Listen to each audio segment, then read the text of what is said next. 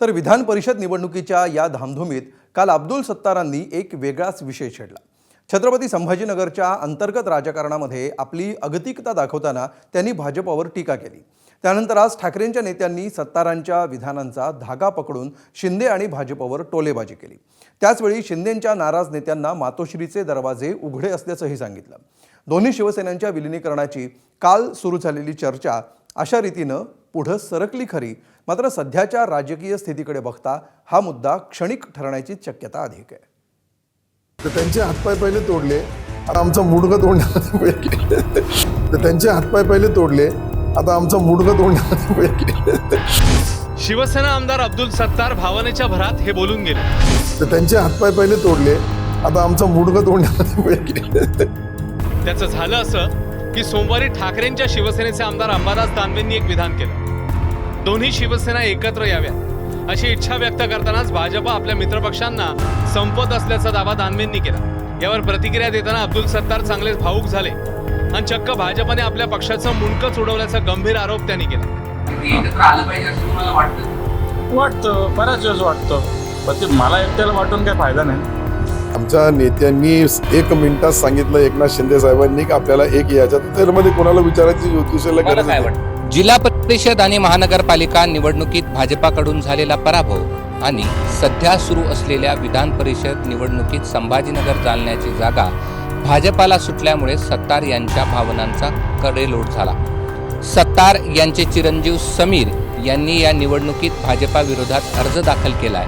सत्तार यांनी भाजपावर टीका करण्याचं हे देखील एक महत्त्वाचं कारण आहे।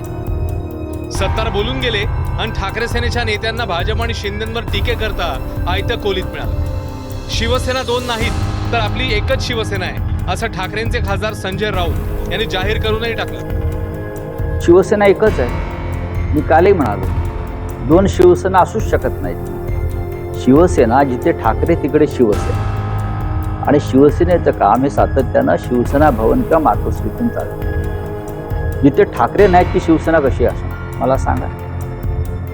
राऊत एवढ्यावरच थांबले नाहीत तर चक्क शिंदेंसोबत नाराज असलेल्यांनी मातोश्रीवर येऊन उद्धव ठाकरेंना भेटावं अशी खुली ऑफरही दिली। तरी ज्यांना पश्चाताप झाला असेल, ज्यांच्यातला स्वाभिमान जागा झाला असेल, ज्यांना अशी खात्री पटली असेल की भारतीय जनता पक्ष महाराष्ट्रद्रोही पक्ष आहे, हा शेतकऱ्यांच्या आणि मराठी माणसांच्या विरोधातला पक्ष आहे, हा शेटजींचा आणि व्यापाऱ्यांचा पक्ष आहे, असं जर कोणाला जाणीव झाली असेल तर त्यांनी मातोश्रीवर यावं आणि उद्धवजींना भेटावं। राऊत यांच्याच विधानाची री ओढत अंबादास दानवेंनी पुन्हा शिवसेना भाजपला टोली लगावली।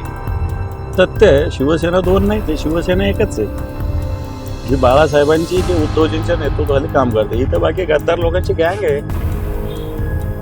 आणि त्याच्यामुळे या गँग मधल्या कोणाला जर अशा पद्धतीनं भूमिका मांडायची असेल तर निश्चित त्याचं स्वागत करू आम्ही। त्यांनी उद्धवजींशी बोललं पाहिजे। टीका करणं वेगळं आणि मला असं वाटतं नमक हरामी करणं वेगळं। टीका रोज एकमेकावर करत असतो आपण, म्हणून काय एकमेकाची दुश्मनीच असतो, पण नमक हरामी करणं हे तर चुकीचं आहे। जर शिंदेकडे एकत्र येऊन जर काय मातोश्री आला तर चर्चा पुढे जाऊ शकते, काय नाही जाणार, जाऊ शकतो। दुसरीकडे शरद पवारांच्या राष्ट्रवादीचे आमदार रोहित पवार यांनीही शिवसेना भाजपवर तोंडसूक घेतलं।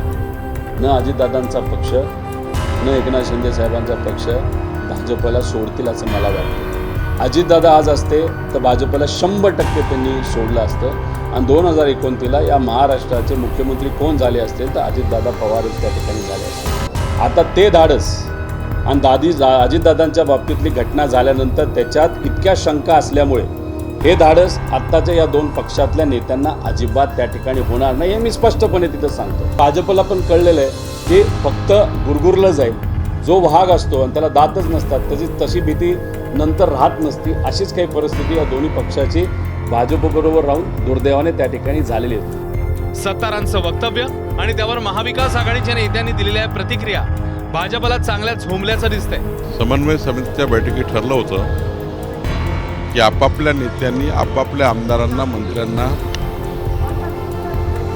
काही मीडियावर बोलण्यापूर्वी आपल्या नेत्याची परवानगी घ्यावी।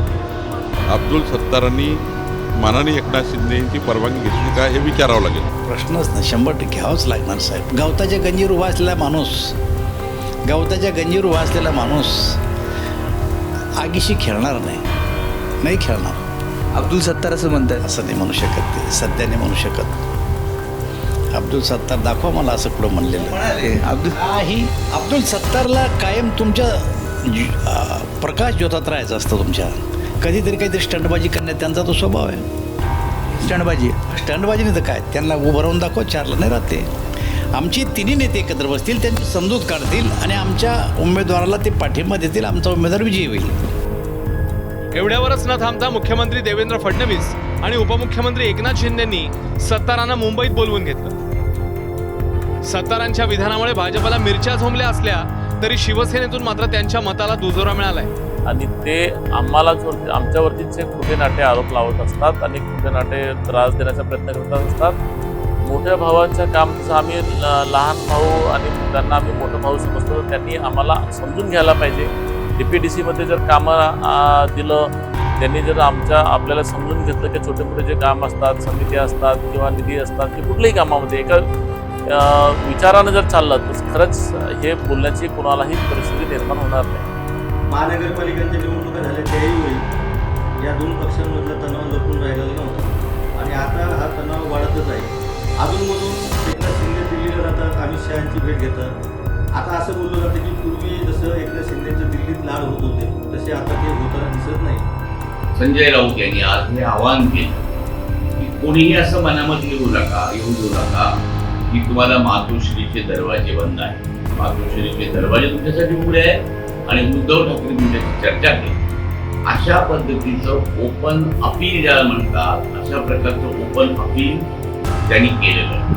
तर हे राजकीय दृष्ट्या ही गोष्ट खूप महत्वाची आहे. अब्दुल सत्तार यांनी छेडलेला हा विषय महायुतीमध्ये वादळी ठरतोय. त्यावर उमटलेल्या प्रतिक्रियांवरून असंच दिसतंय. आता हे वादळ अधिक उग्ररूप धारण करणार की पेल्यातलं वादळ पेल्यात शमवण्यात फडणवीस शिंदे यशस्वी ठरणार हे पाहायचं. ब्युरो रिपोर्ट, ABP माझा.